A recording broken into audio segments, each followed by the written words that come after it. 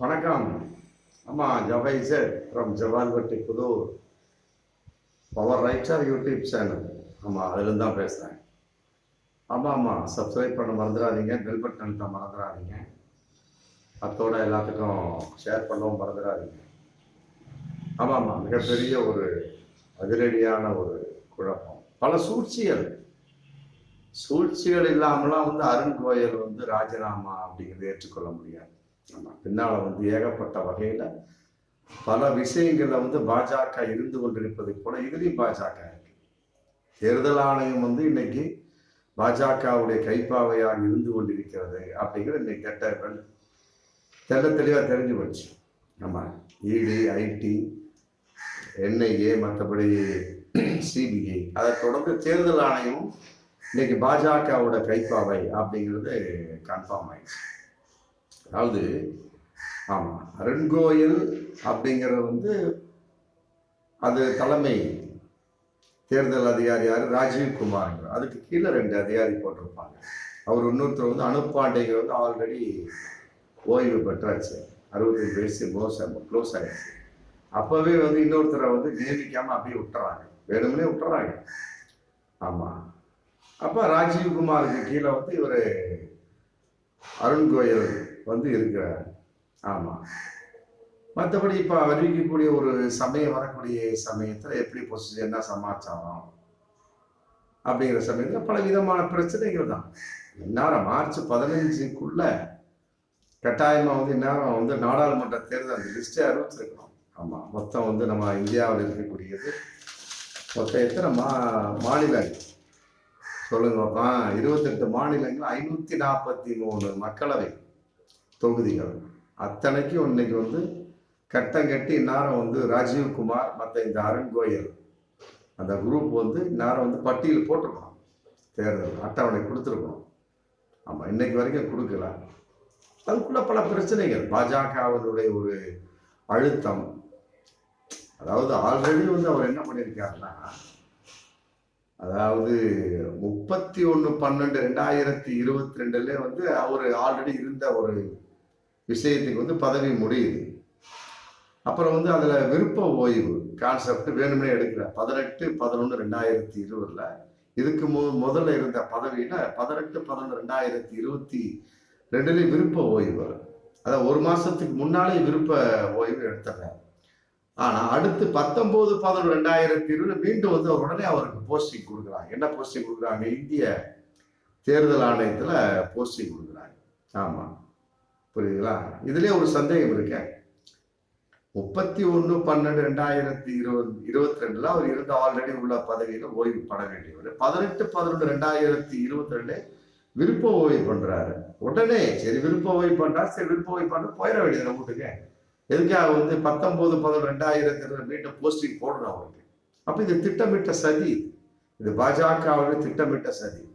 அப்புறம் 18/11/2022 எதற்காக ஓய்வு அப்படிங்கிற கேள்வி வரத்தான் செய்யும். உடனே இது சம்பந்தமா உச்சநீதிமன்ற கோர்ட்ல கேஸ் போட்டு வழக்காடி மற்றபடி அதெல்லாம் ஒரு இதாகி அதுல உள்ள ஒரு நீதிபதி விலகிறார்.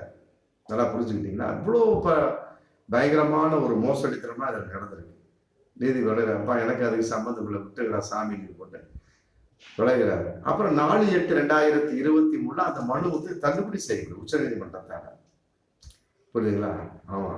இப்போ அருண் கோயல் விளையிருக்காரு அப்படின்னா புரியுதுங்களா? அவருடைய பதவி காலம் 2027 வரைக்கும் இருக்குதுங்க. 2027 வரைக்கும் உள்ளவர் எதுக்காக ஒன்றும்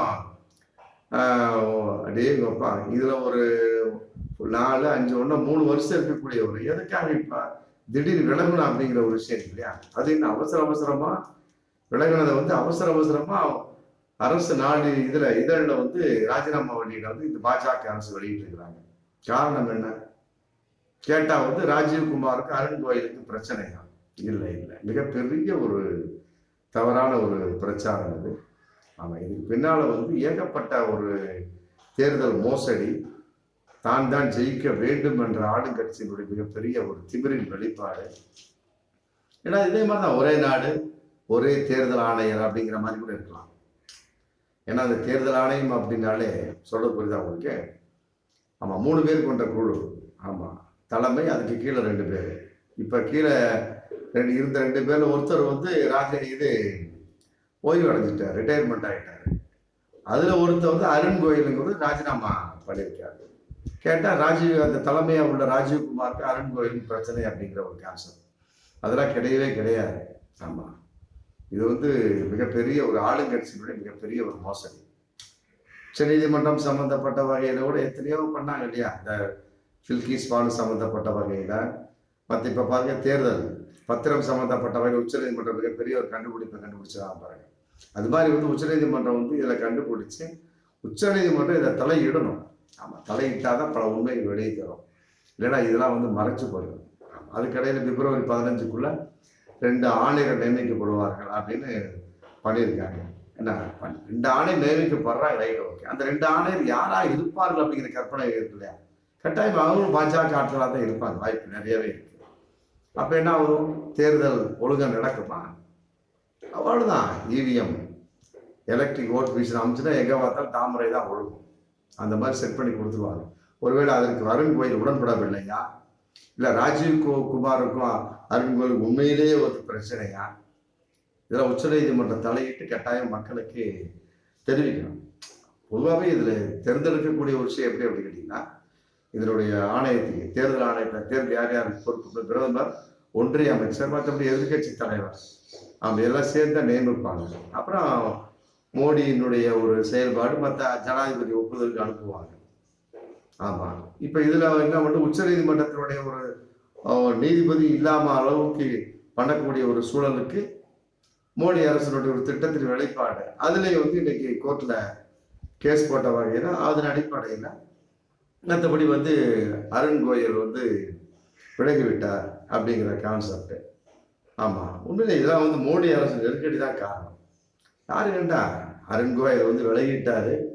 ஆமா, விலகினவர் ஒருவேளை வந்து பாஜக இணைய போகிறாரா அப்படிங்கிற கேள்வி இல்லை. இந்த பாருங்க, சமீபத்தில் கொல்கத்தா நீதிபதி ஒருத்தவர் ராஜினாமா பண்ணிட்டு பாஜக இணைஞ்சிட்டாரு. அந்த மாதிரி கூட இருக்கலாம். ஆமா, அந்த மாதிரி இருந்துட்டாங்கன்னா அப்புறம் பாஜக ஜெயிக்கக்கூடிய சமயத்தில் மிகப்பெரிய ஒரு சால்வையை போட்டு மந்திரி பதவி கூட கொடுத்துருவாங்க, எம்பி சீட்டு கொடுப்பாங்க. ஆமா, ஜெயிச்சா தான் நம்ம எம்பி, இல்லாட்டி ஆமா டம்மி தானே. பாருங்க, இப்படிலாம் ஒரு மிகப்பெரிய ஒரு மோசடி. இது இந்திய ஜனநாயக நாடா அப்படிங்கிறது தெரியும். இந்நேரம் வந்து போன தேர்தலாம் வந்து இந்நேரம் அறிவிச்சிட்டாங்க. மார்ச் 5 தேதிக்கு அறிவிச்சிட்டாங்க. ஆமா, இன்னைக்கு ஒன்றும் அறிவிக்கப்படாத ஒரு சூழல்னா என்ன காரணம்? இப்படிப்பட்ட மிகப்பெரிய ஒரு மோசடி, சூழ்ச்சி. எப்படியெல்லாம் நாம் ஜெயிக்க வேண்டும், எப்படியெல்லாம் பிற கட்சிகளை முதுகு மேல் ஏறி குத்தி அவர்கள் தோற்கடிக்க வேண்டும் என்பதாக இருக்க ஒழிய தன்னுடைய நிலைப்பாடு, புரியுதுங்களா, நான் இது செஞ்ச மக்களுக்கு இப்படிதான் நன்மைகள் செஞ்சுன்னு சொல்லி வரக்கூடிய அளவுக்கு பாஜக இன்னைக்கு இல்லைங்கிறது மிக கேவலமான ஒரு விஷயமா தான் இருக்கு. யாரு கண்டா என்ன வரக்கூடிய 2 தேர்தல் ஆணையர் எல்லாமே வந்து இந்த இவிஎம் அந்த மிஷின் சம்பந்தப்பட்ட வகையில வந்து ஒரு 4 பாஜக பிரமுகர்களை கண்டுபிடிச்சாங்க பாருங்க, அந்த பெல் நிறுவனத்துல இருந்து. அது மாதிரி கூட 2 அவருடைய சம்பந்தப்பட்ட வகையில உள்ள 2 பேரை உள்ள போட்டு அவ்வளவுதான், எங்க அமுத்தினாலும் அவருடைய சின்னம் வரக்கூடிய அளவுக்கு ஏற்பாடு பண்ணி விட்டா முடிஞ்சு போச்சு.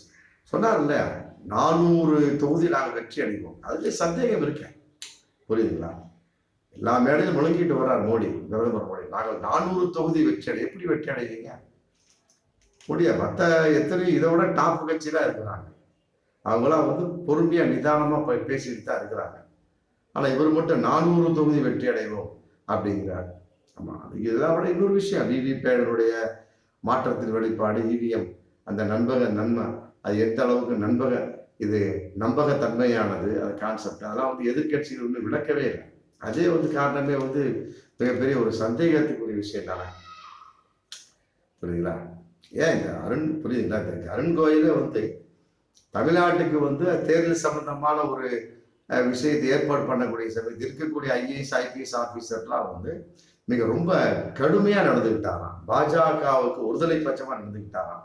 இன்னும் சொல்லப்போனா பல பேர் சொல்றாங்க, பாஜகவினர் போலவே நடந்துக்கிட்டார், பாஜக பிறவரிமை நடந்துக்கிட்டாருன்னா அப்ப இதுக்கு பின்னால ஏதோ மிகப்பெரிய ஒரு மர்மம் இருக்கு. நீ விலகிருப்பா, ஆமா 2 பேரும் நாங்கள் ஸ்ட்ராங்கா போட்டுக்கிறோம் அப்படிங்கிறது பாஜக திட்டமா இருக்கலாம். இங்க வந்து அவர் கடுமையாக அதிகாரியா நடந்து கொள்ளாமல் பாஜகவினருக்குள் அந்த அருண்கோயில் நடந்தார் அப்படின்னா அப்புறம் என்ன இருக்கு? அப்ப இது பாஜக அவருடைய திட்டம் தானே. 2 ஆணையரை வந்து போட போறாங்க, அது அப்புறம் பார்த்துக்கலாம்.